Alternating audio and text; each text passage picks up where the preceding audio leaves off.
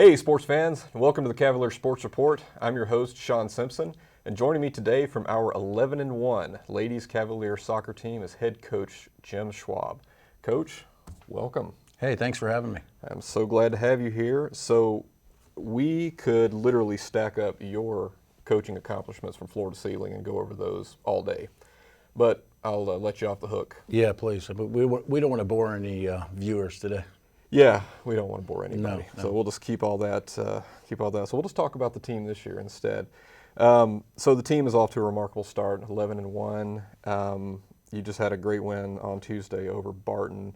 So clearly something is working. Just talk about a little bit about what your staff does to get the team ready to play. Well, Melissa Blunt's been with us for 12 years, and Carlos Olivas used to be a former player of mine. And then he was a coach, and also he played with me when I coached the pros. And, you know, it's a great staff. I mean, I'm lucky to have them. And, you know what, the girls know the importance of every game. And, you know, the staff just pays attention to details, and the girls just got to relax and play. And when they do that, we're highly successful. Yeah. So, you know, the team is talented. You've had two players here in the last couple of months. We've had Rachel Bovitz and Joanna Taylor both named as Players of the Week. And what is it that the team or that the coaches are doing that you do that's pushing these players, even as talented as they are, to perform at such a high level? We try to pay attention to details as far as the little things. I mean, last time, you know, like after the end of the game, if you told me who scored, I wouldn't know. Okay, and that's the honest truth is we try to, you know, pay attention to the defense, to the offense, to the goalkeeping, because if you dot your I's and cross your T's, you usually win more than you lose. So, yeah, it's important to score goals or get the accolades of that, but, you know, we just try to push and get every player to play at their level. So it's pretty clear to everybody, everybody knows you're tough. You're a tough guy, you're tough with your team, but it's also very clear that you have the respect and the attention of your players.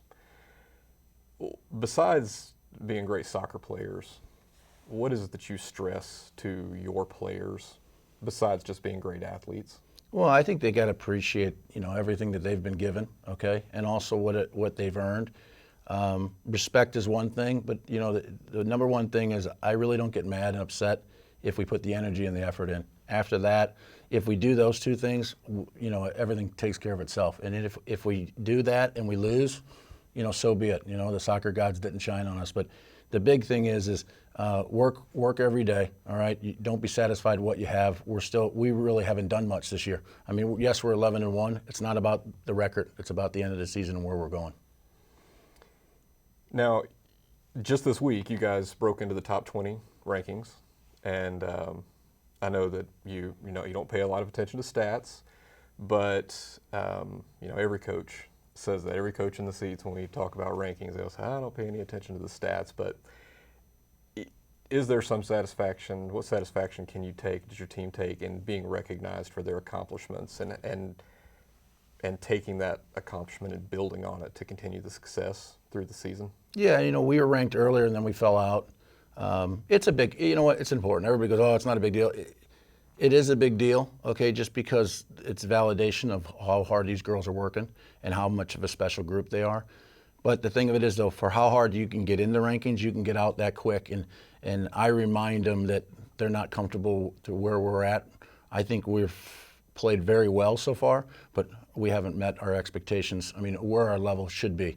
And I think the girls know that, and they keep striving for that. They probably think I'm a little bit too much of a tangent master or whatever, but that's where it needs to be. I mean, but the rankings do mean that you're doing well.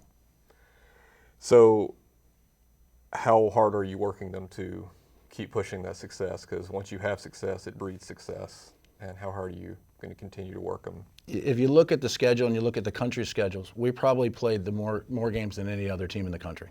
We're at 12 games at 11-1, like you said. Right now, they've hit a wall, meaning mentally, physically. We gave them a day off yesterday. We're going to get back at it today. We're going to, you know, go hard today, tomorrow, and then Saturday. Neosho's, you know, not as good as they used to be. Okay, they've had some players they got run off or whatever, but we can't take that for granted either. But we're going to work them hard for the next couple of days, and they're fit. It's just a matter of with the ladies, their nerves can't. Sometimes I said if you get nervous before a game, sometimes it's okay to get excited before a game, but to get nervous, it kind of drains your energy. So we're working more on the mental aspect, and that's why we brought Sid in for an interview after myself.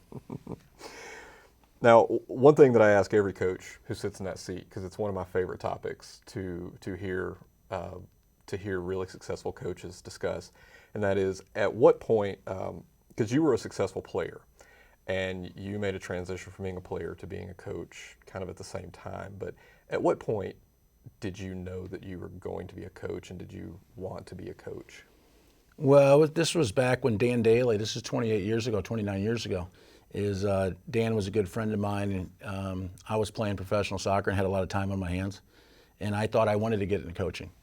So my first job was the Shawnee Mission East freshman team, and all of a sudden Dan goes, I go, hey, can I come up to practice? Next thing you know, I start running the drills, running the thing, and then I was interim head coach the next year.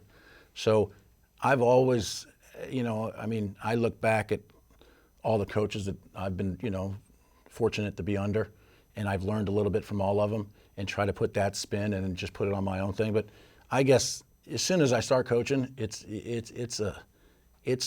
like I said, if you get into it now and you don't like it, you have to love what you're doing, because if not, it's a roller coaster. And my thing is, I think I set my standards higher than what the team sets it for, just because if we're going to put our name and our school's name on it in Johnson County, we want to be successful. So I'm betting you've got a great answer to this question. It'll be my last one for you, and that is how did you and how do you get pumped to play, and how do you get your team pumped and ready to go out and play? And that's the hardest part, is for myself still today. I mean, I know, you look at the calendar, it's game day. When you wake up or the night before, I'm thinking about what we need to do. The first person I look at on this team is myself. How can we get them prepared to go? And if we do not do well, I look at myself. But if you can't get pumped up to play the game or coach the game, I mean, I've been doing this 28 years. I still look forward to every game. It's exciting. The hair stands up. You're ready to go.